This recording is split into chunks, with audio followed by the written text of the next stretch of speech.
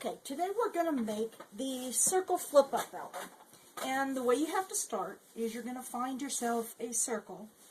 Remember that your album is going to be 1/4 when you make it down. So for instance, this is the circle. I traced it from a top of a pot in the kitchen.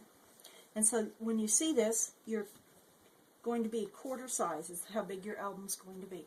So the first thing you want to do, I actually cut out a plastic template so I had one for future use. And you just simply want to trace this, and then we're going to cut it out with scissors, and then we'll go on to the next step. Okay, so now we have our cutout circle. You're going to want to make 2 folds. You're going to sandwich fold to the inside out on one. I'm going to use a bone folder, and we're going to smooth that out. Then we're going to open it back up, and we're going to do a sandwich fold again, all the way to the edge, the opposite way. Now, once you've gotten this far, you're going to take and cut up one corner, up one line to the center.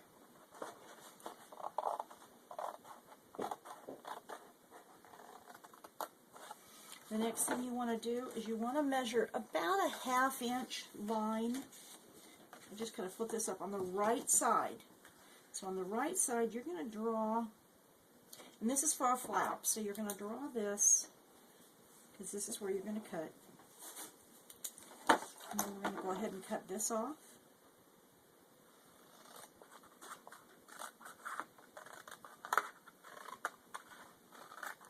And then we're just going to trim the corner so it's in a diagonal, so that when we do go ahead and connect it, it'll be all nice and neat.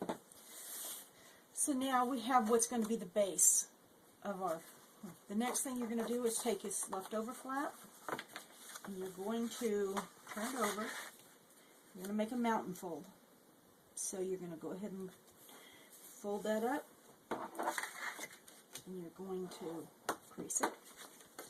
And then when you turn it back over, you can see how you have a mountain fold as you're going to do this. Now the next thing you want to do is you want to take some pattern paper, and you're going to cut triangles for the sides.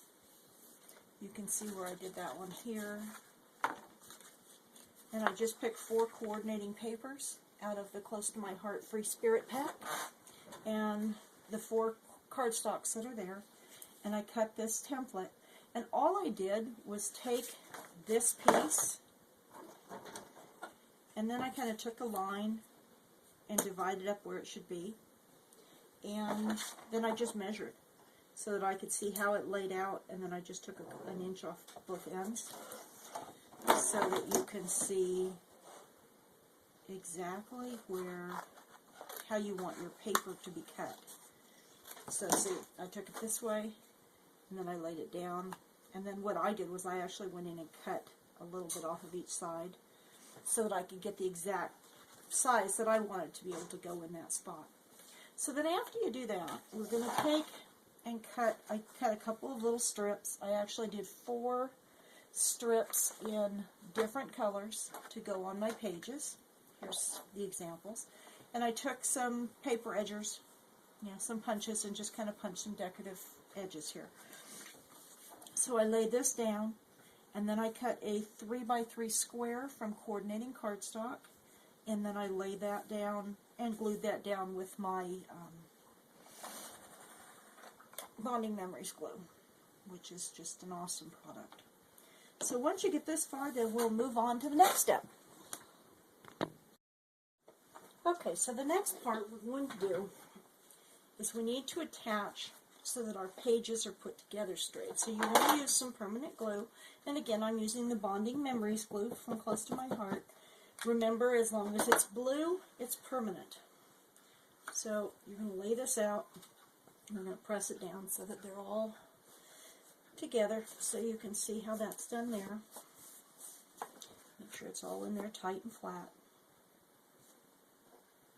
The next part we're going to do is we're going to put one up against the other. And you're going to want to use something really strong for this, whether it be a tape adhesive or the Bonding Memories glue or a little liquid glass.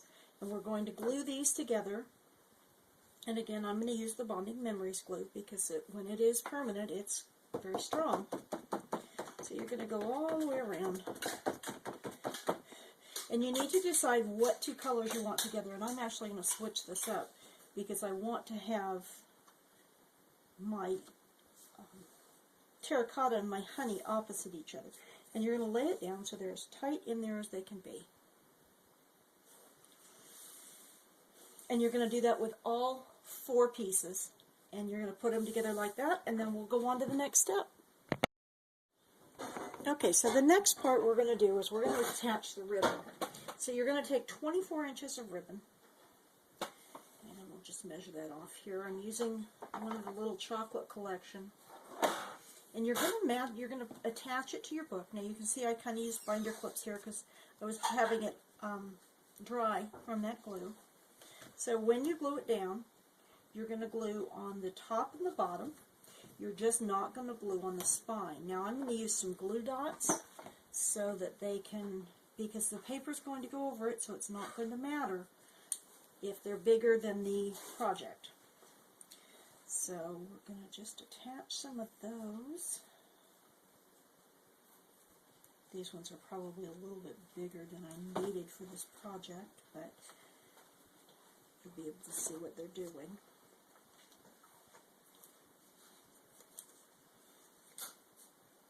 And usually it's easier to stick it to the paper first than it is to try and aim for the ribbon. So, which is why I did it that way. And then you can kind of see it straight.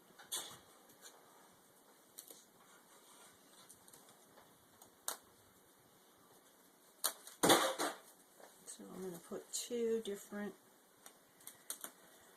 pieces here. And then we're going to attach that down like that. Then we'll cut some paper and we'll put on the covers. And I'm going to actually binder clip the edges because I'm going to cut them. You can cut them separately or you can cut them together. It really is up to what you feel comfortable with. But as we do this, and then we're going to simply attach the covers to the front of our book, and then we're going to embellish the fronts. So as we cut these off, and you can decide whether you want the cover to go completely over or if you want it to just be a piece. I did them so they were complete. And so we're going to take one on one side. And I'm going to go ahead and do it all the way to the edge. So again, I use my Bonding Memories. And remember, it's already going to stick a little bit to where your glue dot is. So then you just go about making sure you've got it to the edges. And again, if it's blue, it's permanent. This is the best adhesive. It works for everything. And so, depending upon which one you want is your cover, do I want it that way? I'm going to use this one on my front. So we're going to just set that right up against it. And I'm going to hold that down. Now, you can go back and make a little trim to make sure that your edges match up together. But you can see because the glue dot holds the ribbon down, that's going to make it just fine.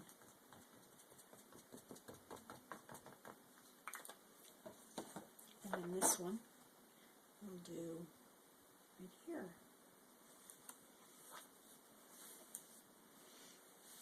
And then you just go about embellishing the cover, and you have a nice little book that will tie up here for you.